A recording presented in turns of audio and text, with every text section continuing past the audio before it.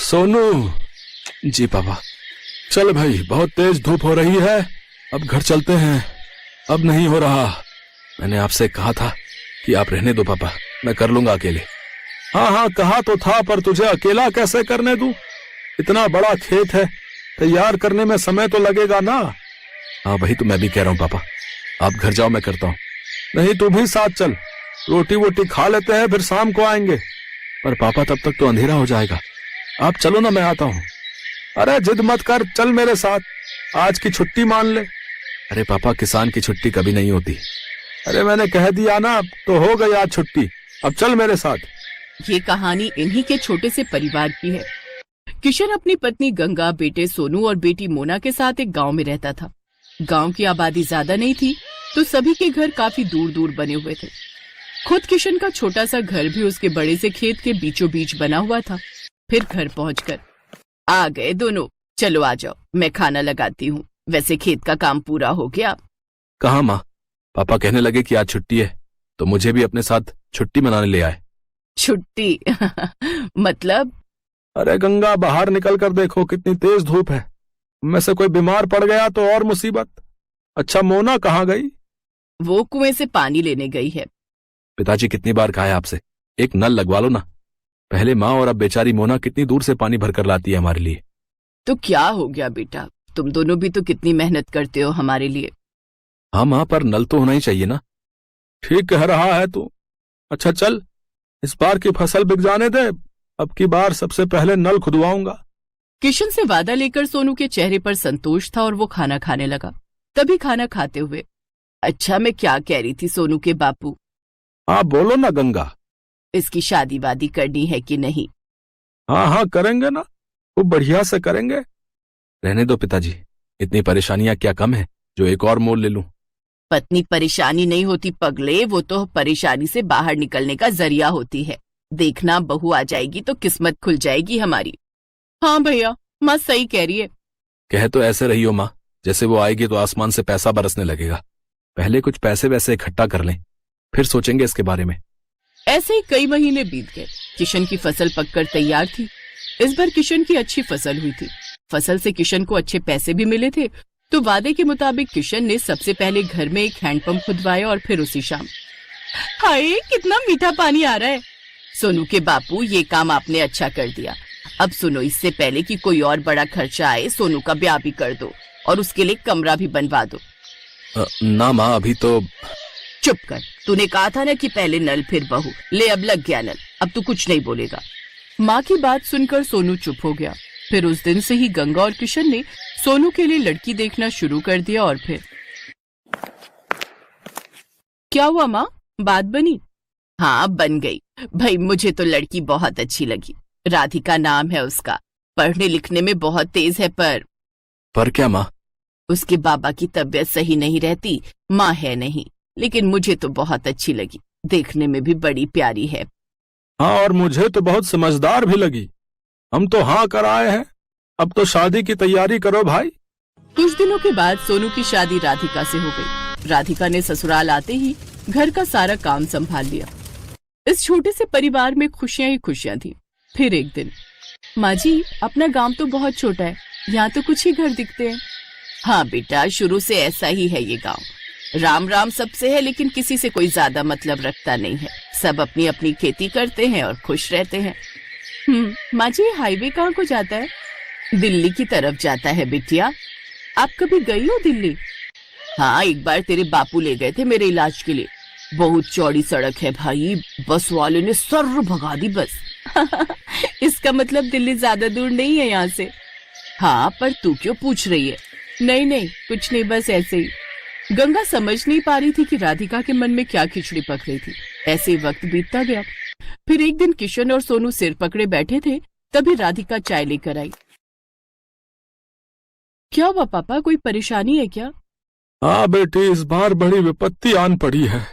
अब की बार बारिश बहुत कम हुई है, सारी फसल सूखने लगी है। बेचारा सोनू नल से बाल्टी भर भर कर फसल सींच रहा है, ताकि हमारे परिवार के लायक तो कम से कम अनाज निकल ही आए। पर पिछले साल तो खूब बारिश हुई थी। हाँ राधिका, तब इतनी बारिश हुई थी कि आधी फसल गल गई थी। खेती किसानी की यही समस्या है। बारिश कम हो तो दिक्कत और ज्यादा हो जाए तो दिक्कत। भगवान जाने क्या होगा आगे। मोना की शादी भी तो करनी है और जब पैसे ही नहीं जुड़ेंगे तो फिर कैसे होगा सब। भरोसा रखो गंगा, सब ठीक हो जाएगा। अपने परिवार को परेशान देख राधिका भी दुखी हो गई। वो अब अपने परिवार की मदद करने के बारे में सोचने लगी और फिर, पापा एक बात कहनी थी आपसे। हाँ बेटा, बोलना, क्या बात है? मोना की शादी के लिए कितने पैसे चाहिए आपको? क्यों, ऐसे क्यों पूछ रही है बेटी? बताइए ना पहले। कम से कम 5 लाख तो होने ही चाहिए। 3 के आसपास तो जमा है बैंक में, लेकिन 2 लाख का इंतजाम कैसे होगा पता नहीं। मेरे पास एक उपाय है, अगर आप लोगों को ठीक लगे तो। हाँ हाँ, बोलो ना राधिका। देखिए, आजकल ना ये शहर वालों को फार्म हाउस वेडिंग और फार्म हाउस पार्टी का बड़ा चस्का है। हमारा खेत हाईवे से लगा हुआ है, दिल्ली भी दूर नहीं है, तो बस हमें हाईवे से खेत तक का रास्ता ठीक करना है, लकड़ी से खेत की बाउंड्री करनी है और कुछ चारपाइयां और सजावट का काम करना है और एक अच्छा सा नाम सोचकर एक बोर्ड लगाना है। बेटा, मुझे तेरी बात कुछ कुछ समझ में आ रही है। इस सब के लिए पैसे कहाँ से आएंगे? वो 3 लाख रुपए हमारे काम आएंगे और अगर धंधा चल निकला तो मोना की शादी हम धूमधाम से करेंगे। मुझे भी ये आइडिया बढ़िया लग रहा है। अगले ही दिन से पूरा परिवार राधिका के कहने पर काम में जुट गया। हाईवे से लेकर खेत तक बढ़िया टाइलें लगा दी गई, लकड़ियों से खेत की 4 दीवारी कर दी गई और फिर खेत अच्छे से साफ कर उसमें घास उगाकर जगह जगह सुंदर चारपाइयां लगा दी गई। फिर खेत के बीचों बीच एक सुंदर और बड़ी सी खुली झोपड़ी बनाई गई। पूरे परिवार ने जमकर मेहनत की। फिर अगले ही दिन, हेलो, मेरा नाम राहुल है, मैं दिल्ली से आया हूँ। ये रिजॉर्ट पहली बार देखा। क्या परसों शाम के लिए स्पेस अवेलेबल है? हाँ हाँ जी बिल्कुल। क्या फंक्शन है? मेरे बेटे का बर्थडे है। केटरिंग मैं खुद देख लूंगा, बस मुझे ये जगह अच्छी लगी। मेरा बजट 20,000 का है। बोलिए, आपको चलेगा? जी हाँ बिल्कुल। Thank you so much. ये लीजिए 10,000 रुपए एडवांस। राधिका का प्लान काम कर रहा था। 2 दिन बाद राहुल ने अपने बच्चे का बर्थडे खूब अच्छे से मनाया। राधिका और उसके परिवार ने पूरे खेत को गुब्बारों और रोशनी से सजाया था। ऐसे ही धीरे धीरे लोगों को गंगा के रिजॉर्ट के बारे में पता चलता गया और लोग आते गए। अब तो राधिका और उसके परिवार को काम से फुर्सत नहीं थी। फिर ठीक 2 साल बाद, भैया खाना जल्दी लगाओ, बारात आने वाली है। जी मैडम, अभी लगाता हूँ। ओहो, मोना तैयार हुई कि नहीं? मोना, मोना आ जाओ भाई। देख रही है राधिका अपनी ननद को? हाँ माँ, परी से कम नहीं लग रही है। सब आपकी वजह से है भाभी, मेरी नहीं हमारी वजह से। और सुनो, अपने पहले बच्चे के पहले बर्थडे के लिए अभी से बुकिंग कर लो इस रिजॉर्ट की। क्या पता तब ये स्पेस खाली हो या ना हो।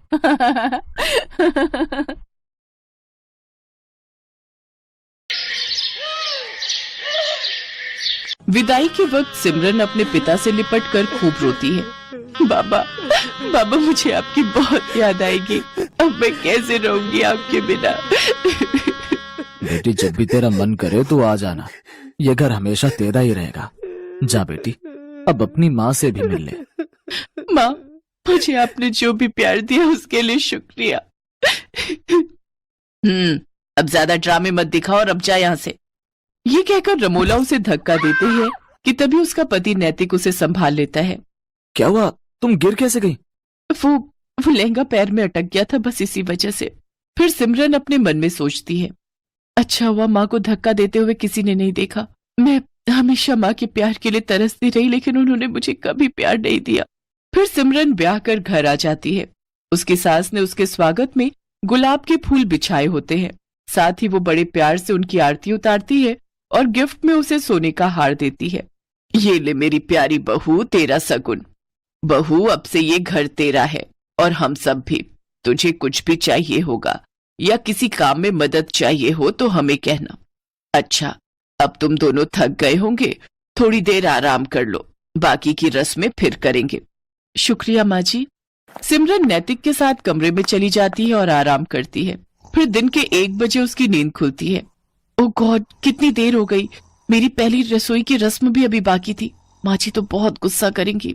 सिमरन जल्दी से बाथरूम की तरफ जाती है, लेकिन बाथरूम से नहाकर निकल रहा नैतिक सिमरन से टकरा जाता है और सिमरन फिर गिरने वाली थी कि तभी वो उसे संभाल लेता है। इतने में उनके कमरे में सिमरन की सास कमला आ जाती है। अरे बच्चों, ये क्या कर रहे हो? कम से कम दरवाजा तो बंद कर लेते। माँ, ऐसा कुछ नहीं है, वो तो बस हम टकरा गए थे। कोई नहीं बच्चों, अभी तो तुम्हारे दिन है खेलने कूदने के। चलो अच्छा, अब तुम दोनों फ्रेश होकर नीचे आ जाओ, खाना लग गया है टेबल पर। माँ जी मुझे माफ कर दीजिए, मेरी आंखें नहीं खुली। कोई बात नहीं बेटी, मैं समझती हूँ, शादी की थकान होगी अभी शरीर में। अपनी सास की बात सुनकर सिमरन सोचती है, माँ जी ने तो मुझे बिल्कुल भी नहीं डांटा, लेकिन जब मैं अपने घर पर एक बार लेट उठी तो माँ ने क्या हाल कर दिया था मेरा। हे भगवान, सुबह के 9 बज गए और ये अभी तक सोई पड़ी है। इतने बजे तक सोती रहेगी? अरे घर के काम धाम नहीं करने क्या? तेरे पापा का टिफिन और घर की साफ सफाई कौन करेगा? चल अब उठ। माँ मेरी तबीयत ठीक नहीं है और बुखार सा भी लग रहा है। तू ऐसे नहीं मानेगी। रमोला बस भी करो, आखिर तुम कितना कठोर बनोगी मेरी बेटी के साथ। मैं जानता हूँ कि तुमने उसे जन्म नहीं दिया, लेकिन कभी तो उस पर झूठी ममता दिखा दिया करो। आप चुप रहिए जी, मैं जो कर रही हूँ इसकी भलाई के लिए कर रही हूँ। कल को ये ससुराल जाएगी, वहां बीमार होगी तो क्या वो इसका बहाना सुनेंगे? नहीं ना, अभी से इसे तैयार कर रही हूँ। ठीक है, लेकिन उस बेचारी के साथ जरा ठीक से पेश आया करो, आखिरकार वो हमारी इकलौती बेटी है। तभी नैतिक सिमरन से कहता है, सिमरन कहाँ खो गई? चलो तैयार हो जाओ। हाँ हाँ। कुछ देर बाद सिमरन तैयार होकर नीचे आ जाती है, जहां उसकी सास उसकी नजर उतारती है। थू थू थू थू, मेरी बहू को किसी की नजर ना लगे। मेरी प्यारी बहू, अब खाना खा ले। वो सब मिलकर खाना खाते हैं। फिर सिमरन प्लेट उठाने लगती है तो उसके हाथ से एक प्लेट नीचे गिर जाती है और टूट जाती है। अब माँ जी मुझे माफ कर दीजिए, वो मैं कोई बात नहीं बहू।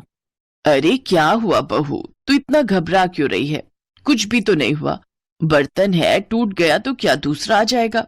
नहीं नहीं माँ जी, वो मैं सचमुच, मुझे माफ कर दीजिए। मैं बहुत गड़बड़ करती हूँ, मुझे मत जलाइए, मत मारिए। करम जली, तूने ये नया कप तोड़ दिया, मेरा नुकसान कर दिया। अब देख मैं क्या करती हूँ। रमोला चूल्हे में से गरम लकड़ी निकालकर सिमरन के हाथ पर लगा देती है। सिमरन जोर जोर से चिल्लाती है, मत जलाइए मुझे, मत जलाइए। नैतिक जल्दी से सिमरन को गले से लगा लेता है। क्या हुआ? कौन जला रहा है तुम्हें? बहू क्या हुआ मुझे बता। माँ जी एक बार मुझसे ऐसे किसी का कप टूट गया था तो उसने मुझे जला दिया था। लेकिन हम तुझे ऐसी कोई सजा नहीं देंगे। तू मेरे पास आ और मेरे गले लग जा। मेरी बच्ची, यूं घबराते नहीं। ऐसे ही दिन गुजरते हैं। कमला अपनी बहू को बहुत प्यार करती थी। वो उसे किसी भी गलती के लिए डांटती नहीं थी, वो उसे प्यार से समझाती थी। कमला अपनी बहू के लिए कुछ न कुछ खाने के लिए बाजार से लाती रहती या नए नए कपड़े उसके लिए बनवा देती। अपनी सास का ऐसा प्यार देख सिमरन की आंखें खुशी से भीग जाती थी। ऐसे ही एक रोज कमला सिमरन की पसंद का गाजर का हलवा बनाती है और उसे अपने हाथों से खिलाती है, तो सिमरन की आंखों से खुशी के आंसू बहने लगते हैं। ये देख कमला सिमरन से कहती है, बस बहू बहुत हुआ। मैं जब भी तुझे ज्यादा प्यार देने की कोशिश करती हूँ तो तेरी आंखों से आंसू बहने लगते हैं। आखिर क्या बात है बेटी, अपनी माँ समान सास को नहीं बताएगी? माँ जी आप तो बहुत अच्छी हो और मुझे बहुत प्यार करती हो, लेकिन तभी दरवाजे पर दूध वाला आता है। सिमरन को देखकर उसकी नजर उस पर फिसल जाती है और वो उसका हाथ पकड़ लेता है। छोड़ो छोड़ो मुझे, छोड़ो। एकदम मलाई की तरह मखमली हो तुम तो। तभी कमला भी वहां आ जाती है और उसे देखकर दूध वाला कहता है, माँ जी देखो ना, आपकी बहू मेरा हाथ पकड़ रही है। कमला जोरदार थप्पड़ उस दूध वाले को मारती है। नास पिटे, तू मेरी बहू पर इल्जाम लगाएगा, उसे छेड़ेगा, ये ले। कमला उसे मारकर वहां से भगा देती है। अपने ऊपर अपनी सास का भरोसा देखकर सिमरन रो पड़ती है और अपनी सास के गले लग जाती है। आप बहुत अच्छी हो माँ जी, आपने मुझ पर भरोसा किया, नहीं तो माँ तो। क्या माँ बहू, आप पूछ रही थी ना कि आपका ज्यादा प्यार पाकर मेरी आंखें नम क्यों हो जाती हैं? क्योंकि बचपन से लेकर आज तक मैं जिस प्यार के लिए तरसती रही, वो प्यार आपने मुझे दिया है। जब मैं 6 महीने की थी तभी मेरी माँ गुजर गई थी, तब बाबा दूसरी माँ लेकर आए ताकि वो मुझे माँ का प्यार दे सके, लेकिन उन्होंने कभी मुझे माँ का प्यार नहीं दिया। और अब वो प्यार मुझे आपसे मिला। जैसे आज दूध वाले ने हरकत की, ऐसे एक बार मेरे यहाँ के दूध वाले ने मेरे साथ की थी, लेकिन माँ ने उसे गलत ठहराने की जगह मुझे गलत समझा था। कोई बात नहीं बहू, आज से मैं तेरी माँ हूँ और रमोला बहन ने भले ही तुम्हें प्यार न दिया हो, लेकिन एक यशोदा बनकर तुम्हें पाला तो है, तभी तो मुझे इतनी प्यारी बेटी जैसी बहू मिली है। तभी दरवाजे पर रमोला और मनोहर खड़े होते हैं।